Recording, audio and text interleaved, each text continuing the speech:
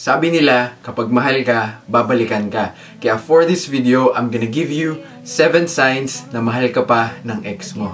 Number 1, nagte-text, tumatawag, at nagchat-chat pa rin siya sa'yo. Minsan, tinatanong kung kumusta ka, ano nang balita sa'yo. Ibig sabihin nun, iniisip ka pa rin niya at concerned pa rin siya sa'yo. Number 2, binabantayan niya yung relationship status mo. Nagtatanong siya sa'yo kung kayo na ba nung nanliligaw or nung nililigawan mo. Pag nalaman niya na may bago ka na, biglang magme-message, kayo na pala ni ano, di man lang ako na-inform. Number 3, affected pa rin siya at nagsiselo sa mga taong nakakasama mo. Mapapansin mo yon lalo na kung madalas kayo magkita. Kaya itatry niya na mapalapit ulit sa'yo. Number 4, nagpaparamdam pa rin siya sa'yo. Nagla-like sa mga post mo, yung mga simpleng galawan para hindi mo siya makalimutan. Number 5, pinapaalala niya yung mga good memories nyong dalawa. Biglang magkikwento, tapos magtatanong sa'yo ng mga weird questions like, naalala mo pa ba yung pinuntahan natin, yung kinainan natin? Do you miss me like I miss you?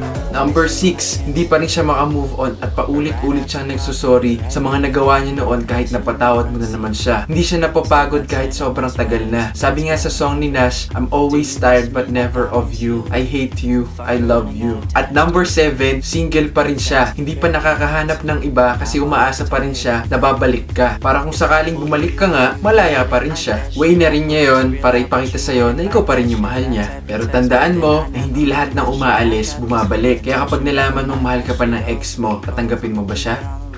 Still in love with me, but your friends don't know.